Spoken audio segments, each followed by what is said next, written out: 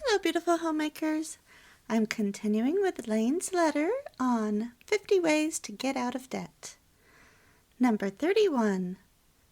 We buy our clothes at thrift shops or garage sales or on sale at the stores. We've never spent a lot on clothes. And for me, when my son was little, I got all of his clothes as hand-me-downs or consignment store, an occasional thrift store. But for myself, I've only found one or two items that I really liked at a thrift store. Some people have great luck. I never did. It was never in my size when I found something I liked. Instead, I would ask for gift cards to my favorite store for Christmas and for my birthday. And since my birthday is in January, that was enough money for me to buy a few new items each year. And that's how I handled that. Number 32. I've been the family photographer for years. I took photography in college, so our living room is adorned with shots of our kids as they grew up. In 24 years of marriage, we've only had our family picture taken professionally 3 times. Well, that's more than us. We've never had it taken professionally. Number 33. We have used a credit card most of our married life, but we have never paid an interest charge on anything we've charged. We pay it off as soon as it comes in. So we charge only what we can afford. Then a sale is really a sale. No interest charges. We've never charged furniture. Rather, we buy it used or use items given to us. And I agree. My home is almost completely furnished by gifts from family members. I think the only thing I've paid for is bookshelves and our kitchen table, and we paid cash for those. We also pay off our credit card as soon as it comes in, and we don't carry any interest charges.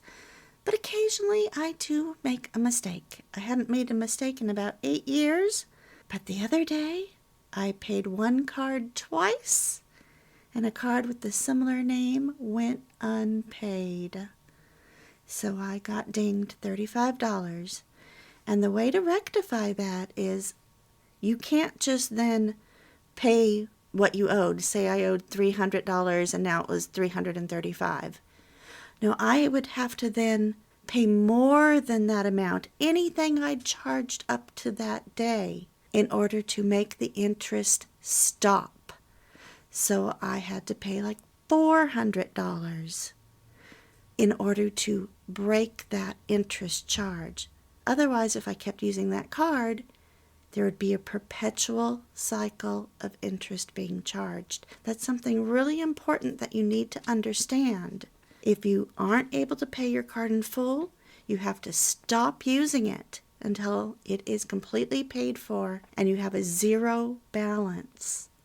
Otherwise, interest just keeps accruing from day one of the next cycle. Number 34. My wedding ring has been broken for 3 years now. The diamond fell out. But I'd rather see the house paid off, so I've been waiting patiently. On Valentine's Day, Art bought me an old-fashioned silver ring to put in place of my wedding ring until we can afford to fix it. There have been so many things like that. Our CD player has been broken for over a year. Our television was broken, so we used this little one in its place. The kids' friends used to laugh when they saw it, but we had a goal to pay off our house, so we kept working with what we had. And again, I'm the same way. I haven't been able to wear my real wedding ring since I got pregnant.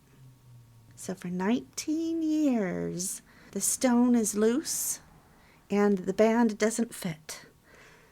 So until I can come up with the $200 to fix it, I have been wearing my grandmother's ring. It's much smaller, but it doesn't get caught on things like when I'm making the bed.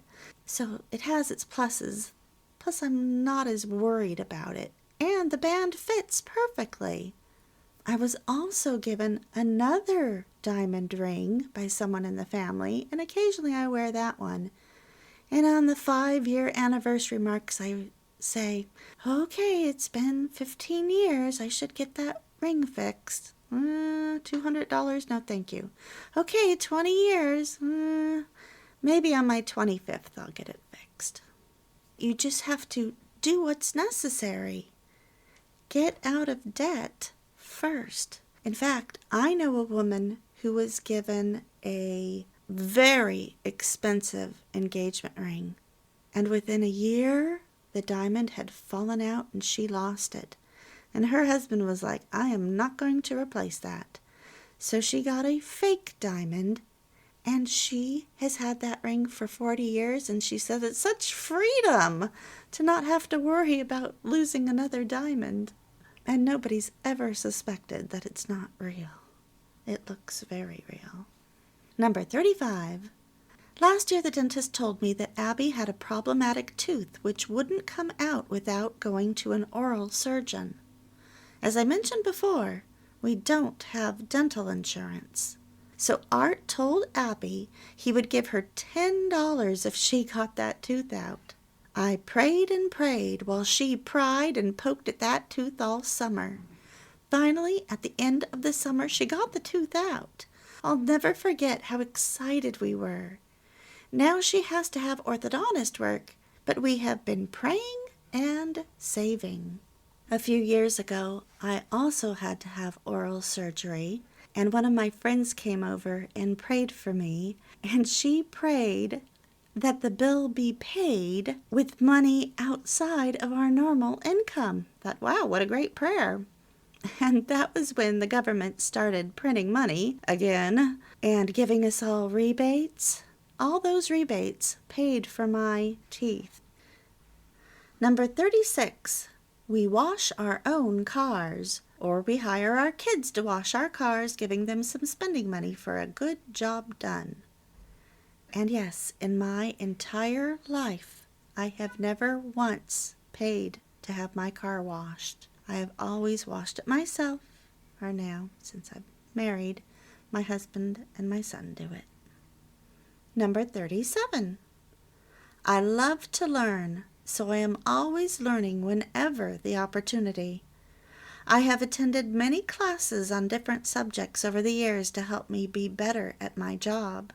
Some were free or near free, but so helpful, like my photography class. I took it at night when I had 2 children and was pregnant with my 3rd. The Food Network shows that my uncle tapes for me are like mini cooking classes. I just feel so blessed to learn from these incredible chefs and cooking teachers. After we get done watching a program, we all head out to the kitchen to whip something up. It just puts you in the mood. Of course, this was probably 5 or 8 years before YouTube was born. 38. I learned to plant or transplant flowers or plants. This helps in saving money in the garden. I love ivy, geranium, lavender, and rosemary for my area. They are great growers without a lot of water. I am constantly reading up on gardening, for it's an area I would like to improve upon. 39. We have built up a family library. I love good books. I have so many wonderful books. Many of them I bought at the thrift shop. I've always got my nose in a good book. I've taught them for years that they can learn anything if they've got a good book to learn from, and that you're never too old to learn. Rather, you'll be learning all your life. I never think I've got something down. Rather, I keep trying to learn and improve on what I do already know. Number 40. I've learned to spend according to what comes in, not what is projected. That would be like counting your chickens before they were hatched, not good financing. Proverbs 13:11. Wealth gained hastily will dwindle, but whoever gathers little by little will increase it. Number 41. Don't compare yourself. I've found this can be costly. So I just stay in my budget with my man. It's cheaper and so much more peaceful. Number 42. Find one used if possible. I remember when we needed a washer, for ours had finally bit the dust. I asked the Lord if anyone had a washer they didn't need just hanging around. One of my friends called that evening and told me about this washer she had on her porch that she was getting rid of. I'm still using that washer. We also have an extremely old washing machine. It's well more than 20 years, maybe 30, maybe 40. And the man who repairs our washer and dryer said, they don't make them like this anymore. You need to hold on to it. And now with YouTube, my husband has learned how to repair our washer and dryer whenever something happens, though we probably are on our third dryer. And when we were first married, we bought a refrigerator from someone, and his wife didn't like the fridge because it didn't have crisper drawers. And at first, I didn't like that either. I just thought this was a piece of junk. But then I learned how wonderful it is to have a fridge without drawers. You just use bags for your lettuce and celery, and it keeps so much better than the crisper drawers. Also, it had wire racks. Well, I didn't realize at the time, I know now, wire racks keep your food colder. The plastic shelves in most refrigerators block proper airflow. And the people that we bought this refrigerator from, they're on their 4th refrigerator in 20 years. I am really happy we bought this fridge for just a few $100s. 43.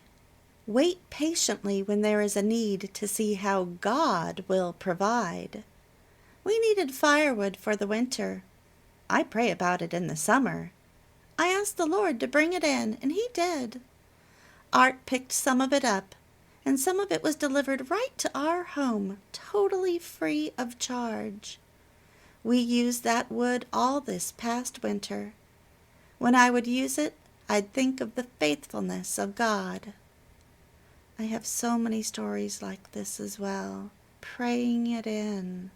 Now, if you have the money, wonderful. But when you don't, the best thing for you to do is not rely on a credit card, not rely on you going back to work, but rely on God and ask him to bring it to you. There are so many things I've prayed for over the years. Some come in immediately. Sometimes we have to wait a while. Some are answered years later. But we get it when we really need it. Number 44. We couldn't afford private Christian school for our kids, so I homeschooled all of them. I've been doing it for the past 14 years, having graduated 2 of our children.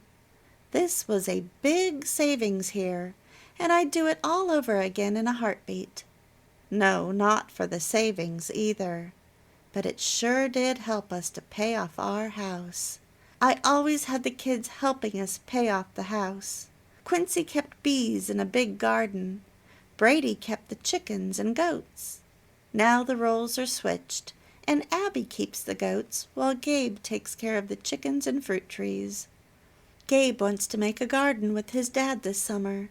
I love to keep my kids motivated and helping their dad financially by all their work around here. It makes us such a good team.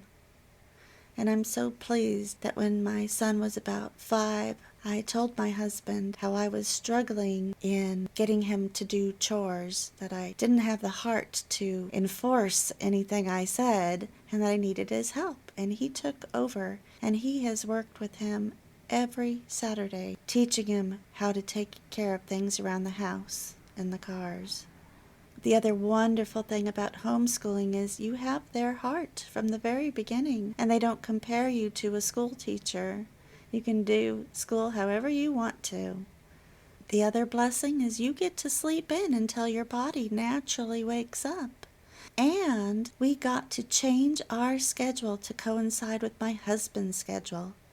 If our son had been in school, My husband doesn't even get off work till 7 p.m. each night. He wasn't making it home till 8.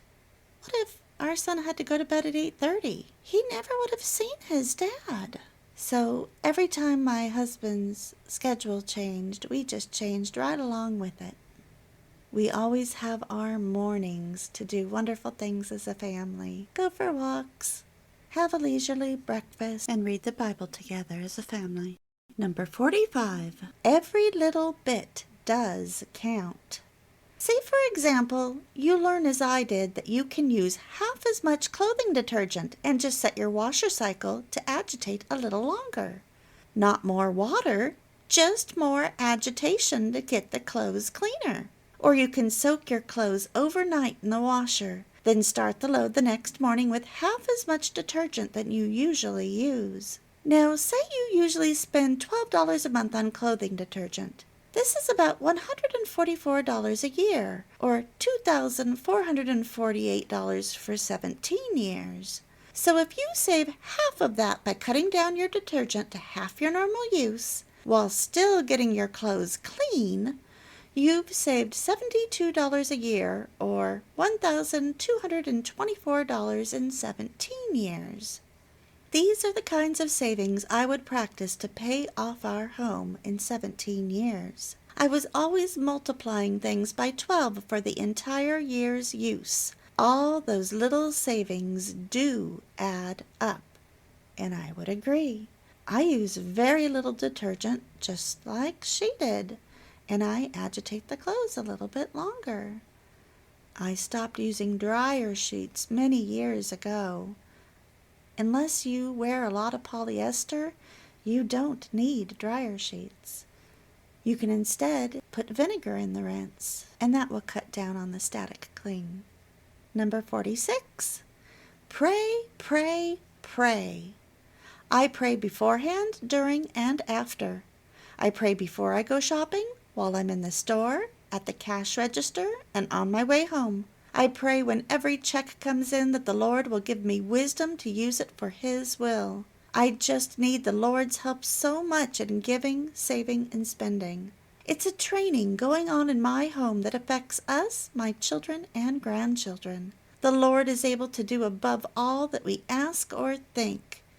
Paying off our last debt, our home, in our 40s is one of those incredible answers to prayer. Asking the Lord how to spend that paycheck is so important. It is His money, and we are just the managers of it. Therefore, we need to pray over our budgets, and we need to pray when we shop.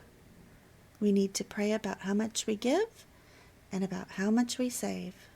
Number 47. We don't change cars very often. We keep our cars for a long time. We just keep up the maintenance on them. Presently, I drive a 1986 Honda, and I just love it. So when she wrote this, her car was around 20 years old. And even today, I'm driving a 1999 Saturn. It's the best car I've ever owned. And while I would love a brand new luxurious car, this car is so reliable and has such great windows. It rarely breaks down. I've replaced some things on it, but I haven't had a car payment in over 20 years. Number 48. We do not withdraw money without the other's knowledge. So I don't have to worry about an ATM withdrawal that my husband made without my knowing, thereby putting our account into jeopardy if I was to write a check thinking that money was in there. We work together as a team.